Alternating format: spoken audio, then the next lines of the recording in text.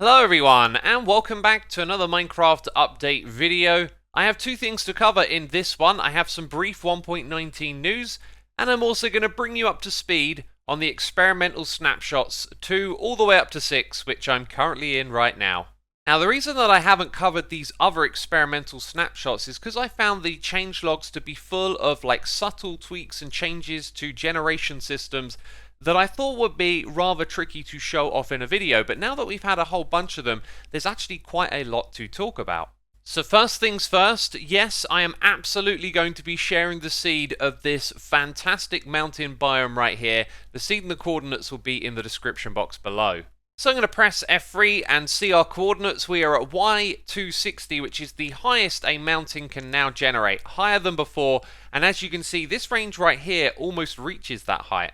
And the classic Minecraft clouds, which I usually have turned off, have been raised from 128 up to 192. This is the level they now appear at.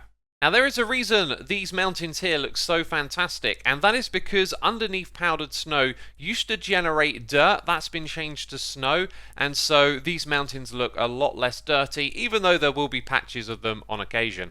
There is also a new mountain biome called Stony Peaks, which we are looking at right now. It's a variation of the lofty and the snow-capped peaks, and instead of using snow and ice, it uses gravel and stone instead.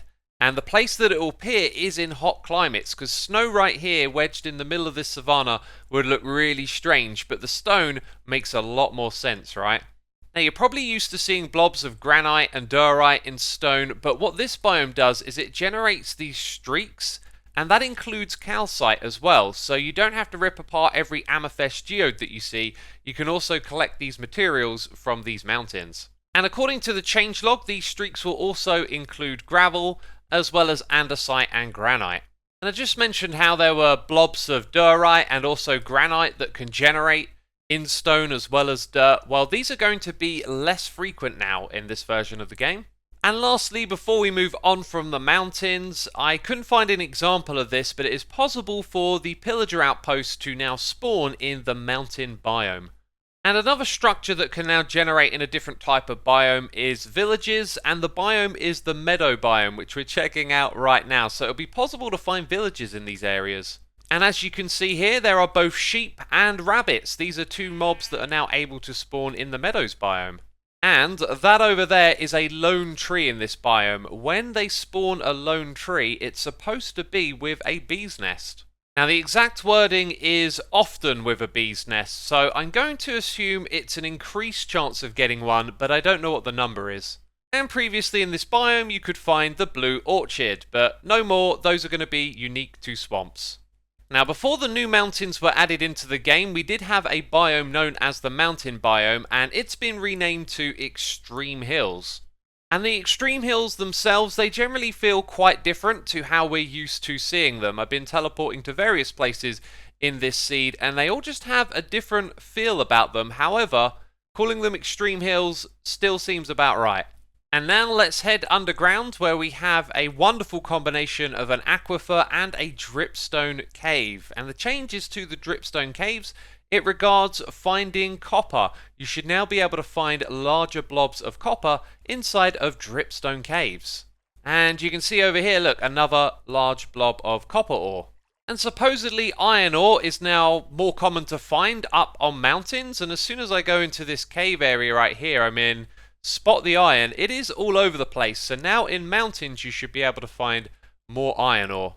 And do you remember those giant copper and iron ore veins that we've covered in these snapshot videos? Well, people have been struggling to find those in survival, so now they are going to be larger and more frequently occurring in the Minecraft world.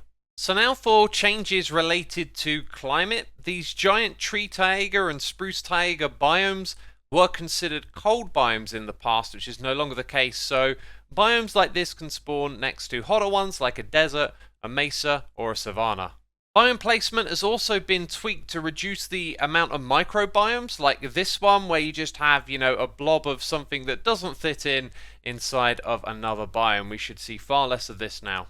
And ironically, it looks like where I've teleported to has the feature that is supposed to be removed. These small lakes that can appear in the desert, savannas, and the mesa biomes. Well, I come over to this one and there's little water lakes here, there, and everywhere. However, I do believe these are actually waterlogged caves which are intersecting with the surface. And so I guess where they removed one feature, another feature has now kind of replaced it, strangely enough. And of all the deserts that I teleport to in search of one where something like this doesn't occur, I've noticed that most of the deserts now, they seem really small in this snapshot. So moving on to the oceans and water in general, there's been a really big change here in connecting aquifers that appear underground, flooded caves for the waters, and connecting them to the oceans. This also includes the return of an old feature, which is the waterlogged ravine, and I'm not sure if this is actually a ravine or a carver cave intersecting with the floor, but you can expect to see features like this. And so I picked this location because it's a really great example, but I also thought I'd just show off this little village over here. It's quite charming, and it's next to a couple of oddly placed structures. This is one of those ocean ruins where the drowns appeared, and that, my friends, that is actually a shipwreck lodged on top of this iceberg. So what we are here to check out is down at the bottom of this ocean area. You can see that the cave below connects to it, and this one is now actually a flooded cave, and it will connect with other aquifers and whatnot. So when you go on aquatic adventures in the ocean, you're more likely to find connecting caves, and they can go quite deep down. Now this particular network seems to end around this height here, but they can actually be flooded all the way down to Y0, I believe. And just a second ago you might have noticed that there were some magma blocks here, and actually there's a few more nearby, and there's one or two over here as well. These will now appear more frequently, so when you're exploring these sorts of caves, occasionally you'll see some bubbles, and that means that you can head over here to the magma block and use it to replenish your air, of course when you're playing in survival mode. And that of course makes exploring these remarkable new cave systems a lot easier, because otherwise you might end up suffocating. And heading back to the mountain where we started this video, we have what's known as a water spring, which is where a water block just randomly replaces a stone block on the side of the mountain to create a waterfall. Well, these may be more frequent as they're now able to replace other types of material like dirt and snow. And this same feature has also been added to the lush cave biome, and they're known as lush springs. So you'll find these little pockets of water coming out of the walls in the lush caves. And across each of these snapshots there were lots of tweaks and changes to some biomes, just constantly tweaking parameters one snapshot to the next. We're looking at the beach biome right here. I still think this looks kind of odd wherever I find it. Here's an example of one that I found earlier. It just doesn't really look like a beach to me. Doesn't feel like sand should be there. Maybe more so in this area, but it's kind of hilly. Also receiving plenty of tweaks and changes are the swamps. I think in general the main thing you can take away is they're less likely to be directly connected to an ocean. The classic Badlands biome with its terracotta spires has also received tons of tweaks and changes. To my eyes, having not spent many time around this biome, it sort of looks the same, but it pops up in a lot of the changelogs. And last of all, for our general, more ambiguous changes, rivers have received some tweaks as well. In general, they're supposed to be a fair bit deeper.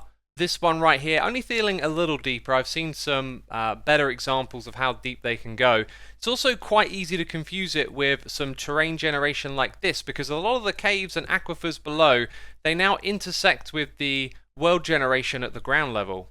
And if you want more of a bird's eye view of how the Minecraft worlds are changing their generation, this tweet from Henrik is fantastic. I will link to this in the description box below, but as you can see here, you get an idea of how things are changing across the world from one snapshot to the next. Now let's move on to mob spawning, where there have been both changes to the mob cage and how creatures will spawn from it, and also mob spawning in general.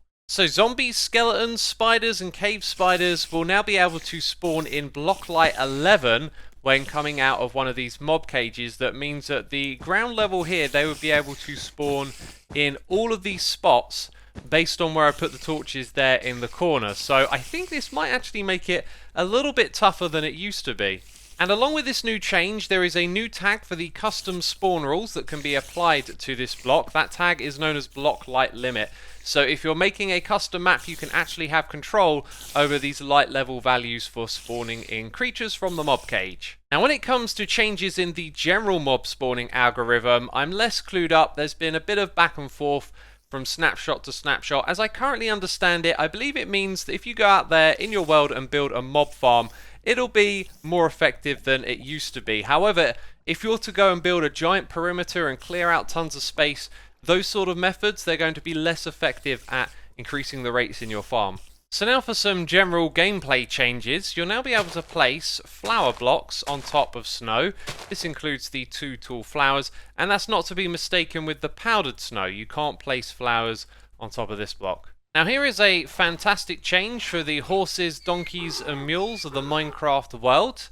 They don't even have to be tamed, and if you're holding an enchanted golden apple, a golden apple or a golden carrot, they will now follow you. And obviously a main use for this is to help you get them across rivers. The llama mob also receives this treatment. Holding a hay bale will now cause it to follow you.